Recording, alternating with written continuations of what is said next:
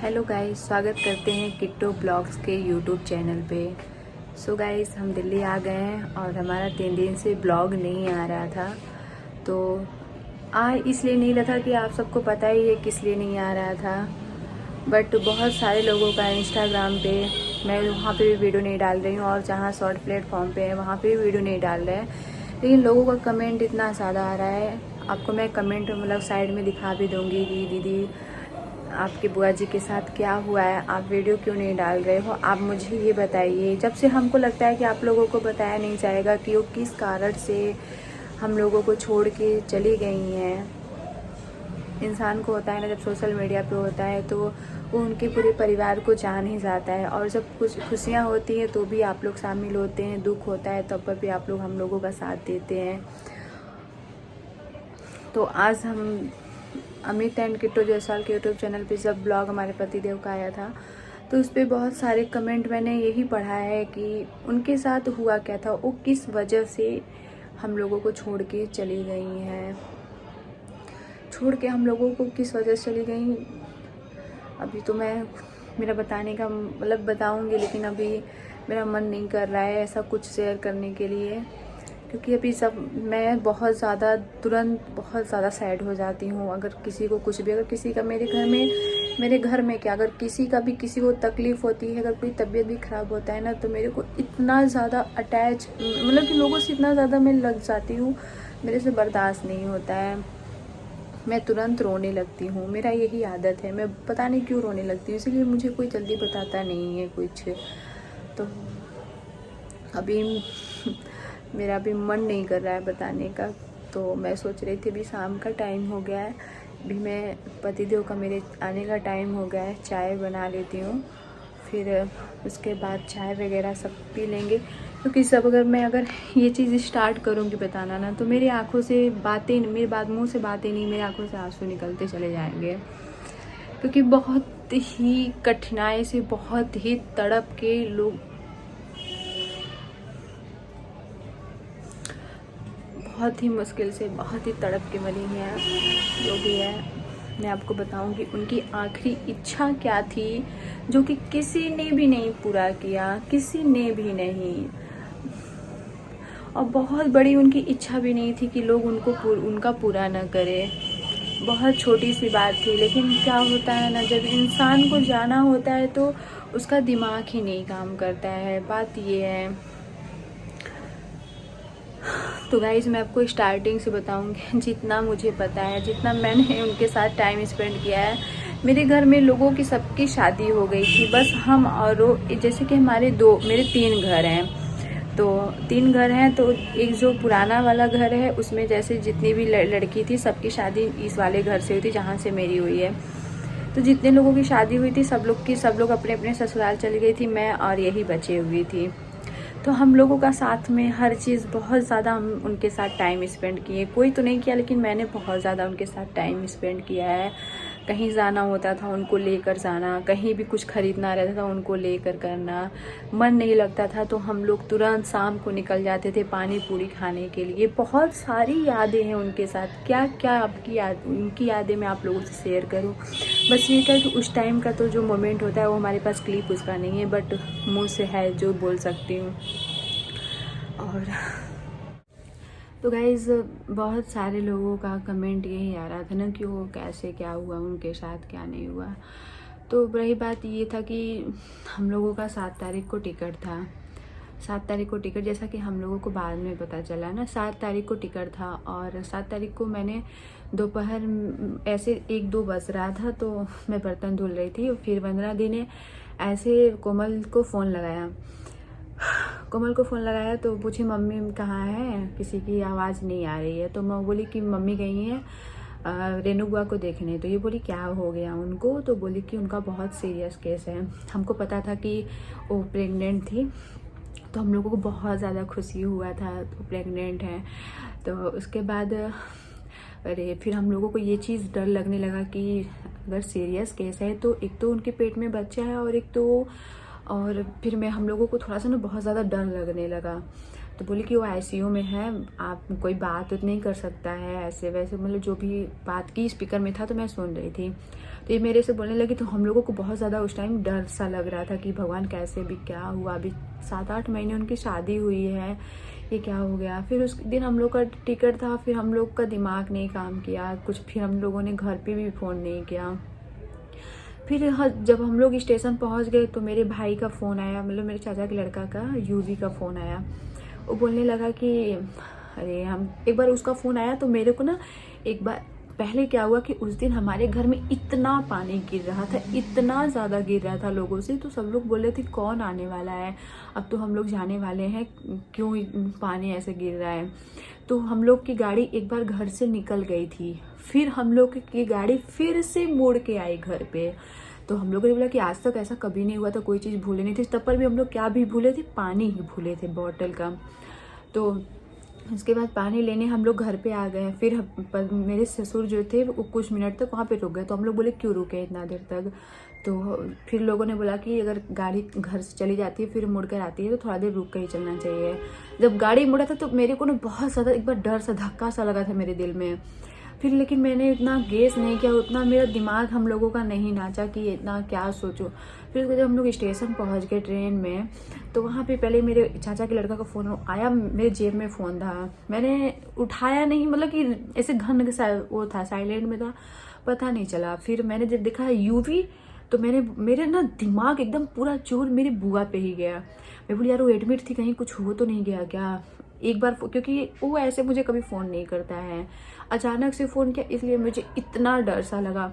फिर जब वो बोला कि मैंने फ़ोन लगाया, नहीं उठाया, मतलब सुनाई नहीं दे रहा था। बहुत सारे लोगों का रोने का आवाज़, घर में जितने भी लोग थे रोने की आवाज़ आ रही थी। फिर मैंने बोला क्या हो गया, फ़ोन क्यों किए हो, हम तो बोला कहाँ पे हो, हम लोग बोले कि उसको नहीं पता था कि हम लोग का ट्रेन है। फिर वो बोला कि रेनू बुआ भी इस दुनिया में नहीं रही। इतने में तो मैंने फ़ोन उन सब फेंक करके इतना ज़्यादा, हम इतना तेज़ तेज़ रोने लगे। सब लोग देख कर बोलने लगे यार ये क्यों रो रही है इतना। मेरी जेठानी जी मुझे, मेरे ससुर जी बोल रहे हैं अब जो होना था हो गया, अब क्या करोगी, रो गा करके। होता है।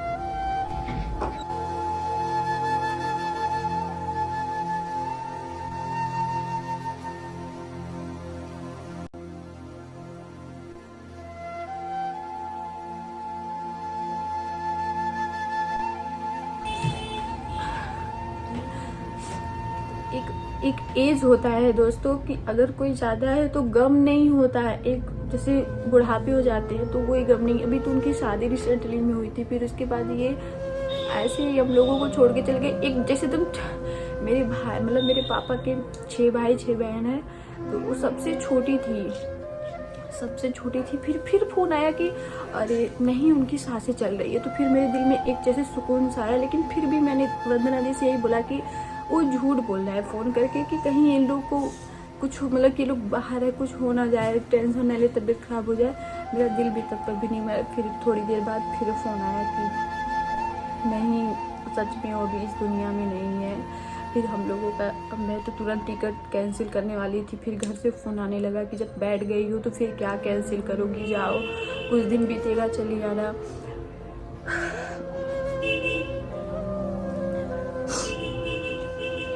फिर वहाँ पे फिर हम लोग दिल्ली में आए, लेकिन हम लोगों का दिल नहीं माना बिल्कुल। हम लोग फ़ोन, मेरा भाई फ़ोन करके उनके चेहरे दिखा रहा है, लेकिन हम लोग कुछ भी नहीं, कुछ पता ही नहीं था कि कैसे क्या हुआ क्या नहीं हुआ। फिर जब लास्ट वगैरह कुछ ऐसे साइड में आप लोग देख सकते हैं, हम लोग वीडियो कॉल पे जो नहीं पहुंचा था, हमारे घर के सभी लोग गए थे उनके ससुराल में। और हमारी मम्मी का और हमारी दादी का तबीयत बहुत ख़राब हो गया था, क्योंकि मेरी मम्मी सबको पाली हैं, सबको ज़्यादा पाली है। तो मेरी मम्मी को बहुत ज़्यादा टेंशन, और मेरी मम्मी बहुत रोती, जैसे मेरी मम्मी रोती है वैसे मैं भी हूँ दिल की, क्योंकि थोड़ी थोड़ी चीज़ों में हम लोग रो देते हैं। तो उसके बाद ये कुछ क्लिप है जो कि हमने वीडियो कॉल करके स्क्रीनशॉट लिया था, मतलब रिकॉर्डिंग किया था कि कभी भी उनको याद करेंगे तो थोड़ा सा वो लगेगा। और उसके बाद जब चली गई, सब कुछ हो गया, तो उसके बाद पता चला कि उनको क्या हुआ था। उनका अचानक से तबीयत ख़राब हुआ था। रात में मेरी मम्मी से बात हुई थी। मम्मी से बात हुई ये कि बोली कि भाभी मेरा पैर और सूज रहा है और मुझे बहुत तकलीफ़ हो रहा है। तो मम्मी बोली कि डॉक्टर, अच्छे डॉक्टर को दिखा दो, और वैसे भी प्रेगनेंसी में पैर वैर सूजता है। बोली भाभी हमको ना थोड़ा सा काम करने में दिक्कत होता है। तो मम्मी बोली कि आराम आराम करके जान कर किया करो, नहीं होता है तो मत किया करिए, और डॉक्टर को दिखा दीजिए, अच्छे डॉक्टर को। इतने में मम्मी फिर 12 बज गया था। तो मम्मी बोली कि रेनू 12 बज गया है, तुम जाओ सो जाओ। तो बोली कि भाभी हमको नींद नहीं आ रही, हमको बहुत बेचैनी हो रही है। तो मम्मी बोली है हाँ ऐसे हालत में होता है। तो मम्मी बोली कि जा रेनू सो जा, बहुत रात हो गया बाटे। और उनके हस्बैंड का नाम मिथुन था। बोले वो सो गए हैं? बोले हाँ सो गए। तो इतने में मम्मी जैसे बोल हाल चाल लेकर फ़ोन रख दी। फिर सुबह फ़ोन आया कि उनका बहुत सीरियस केस है, सब लोग चले गए थे वहाँ पे। फिर वहाँ पे गए, मम्मी सब लोग यहाँ से गए। देख मम्मी बोली कि सब कुछ ठीक था, हर चीज़ ठीक था। उसके बाद वहाँ से ये आए तो फिर उसके 1 घंटा बाद फिर फ़ोन आ रहा है कि यही सब जो बताया कि एक्सपायर हो गई। लेकिन फिर वहाँ पे जाने के बाद पता चला कि डॉक्टर ने ये बताया कि 5:30 बजे इनके हस्बैंड इनको बिस्किट और नमकीन, इनको ना सांस लेने में बहुत ज़्यादा प्रॉब्लम हो रही थी। बच्चा था और सांस लेने में दिक्कत हो रहा था, बच्चा पेट में ही एक्सपायर हो गया। और न तो शायद डॉक्टर को पता चल पाया, न तो किसी को पता चल पाया। जब डॉक्टर पेट में बच्चा एक्सपायर हो गया तो उनको सांस लेने में और दिक्कत होने लगा, सांस उनका बहुत ज़्यादा लेने में दिक्कत होने लगा था। और जब सांस इतना ज़्यादा लेने में दिक्कत हुआ कि उनको ऑक्सीजन लगा हुआ था। और इसके बाद बच्चा शायद लेकिन जितना रिपोर्ट आ रहा था सब नॉर्मल आ रहा था। और उसके बाद इनके हस्बैंड जी इनको 5:30 बजे तो इनको बिस्किट और चाय पिला रहे थे। तो इतना उनके हस्बैंड इतना रो रहे थे, इतना ज़्यादा रो रहे थे उनको देख करके कि मेरी बुआ जी को उनके आंसू बर्दाश्त नहीं हुए। इतने में उनको एकदम डबल सांस फूलने लगा, बहुत ज़्यादा होने लगा। तो बोले कि मत रोइए। हमको मेरी बुआ की यही आखिरी इच्छा थी कि वो हमारे जो मेरी दादी है उनसे बात करा दे। लेकिन क्या करें ना, उस टाइम किसी फ़ोन, उस दिन जो बात रात को मेरी मम्मी से बात हुआ था वो बात मेरे दादी से बात करने के लिए फ़ोन की थी। लेकिन क्या हुआ, अम्मा मेरी सो गई थी, बहुत ज़्यादा रात हो गया था, तो मेरी मम्मी से बात हो गया। मेरे चाचा का लड़का बोला कि अम्मा सो गई है, सुबह बात कराएंगे। तो मेरी मम्मी से बात करा दी। और वही फिर वो हॉस्पिटल में गई। हॉस्पिटल में दादी को इसलिए नहीं ले गया क्योंकि मेरी दादी बहुत ज़्यादा, उनका एज हो गया है, उनसे चला वाला थोड़ा कम जाता है। और तब इतना सीरियस केस था कि उनको देख करके अम्मा मेरी और तबीयत खराब हो जाता, इसलिए उनको लेकर कोई गया नहीं। और उस टाइम जब वो बोली कि मुझे अम्मा से बात करा दो, प्लीज़ हमको थोड़ा सा अम्मा से बात करा दो, अम्मा से बात करा दो। लेकिन क्या करे भगवान, उस टाइम किसी का दिमाग ही नहीं काम किया कि कोई उनसे बात करा दे। उनकी बस वो कह रही थी अपने हस्बैंड को, तुम चुप हो जाओ, मेरे अम्मा से बात करा दो, मत रोइए। क्योंकि वो इतना ज़्यादा उनको देख कर रो रहे थे, उसी में वो इतना रो रही थी। उतने में उनका सांस इतना ज़्यादा फूलने लगा, उसी में उनका प्राण चला गया। डॉक्टर ने यही बताया। फिर यही सब बातें हैं। लेकिन दिल को इतना ज़्यादा पछतावा ये आ रहा है कि कहीं और हम लोग यहीं ले गए, मतलब कि बहुत सारे उस टाइम विचार भी आ रहे हैं। उनके हस्बैंड का तबीयत तो इतने ज़्यादा ख़राब है कि वो बेहोश हो जा रहे हैं, बार बार उन्हीं का नाम ले रहे हैं। यही सब हुआ था कि उनको सांस लेने में प्रॉब्लम हो रहा था और पेट में ही बच्चा एक्सपायर हो गया था। सब जो भी हुआ प्रेगनेंसी की वजह से हुआ कि उनकी तबीयत खराब हो गई है। दोस्तों यही रीज़न था और यही इनको बीमारी थी। उनके सांस लेने में प्रॉब्लम हुआ, उनको ऑक्सीजन लगा था।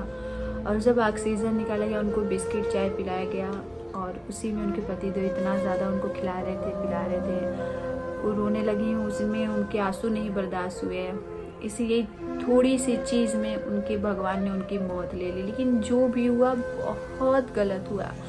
हमारे अभी ज़्यादा दिन हुआ नहीं था कि हमारे जिया जी एक्सपायर हुए थे, जो कि कोई सदमा कोई लोग बर्दाश्त नहीं किए थे। कि यही केस हमारे घर में भी हुआ। हम लोगों ने दूसरों का तीसरे का सुनते थे, लेकिन खुद हमारे घर में ऐसे केस आने लगे। तो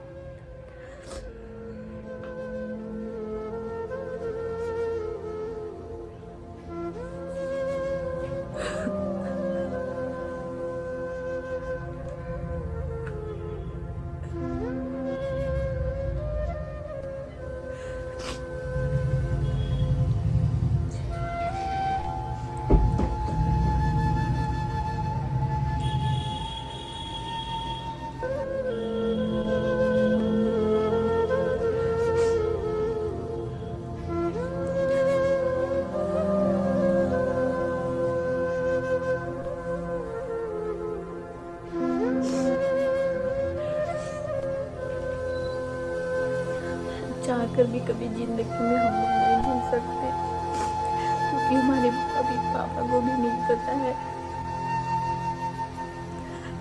हमारे पापा भी सबसे छोटे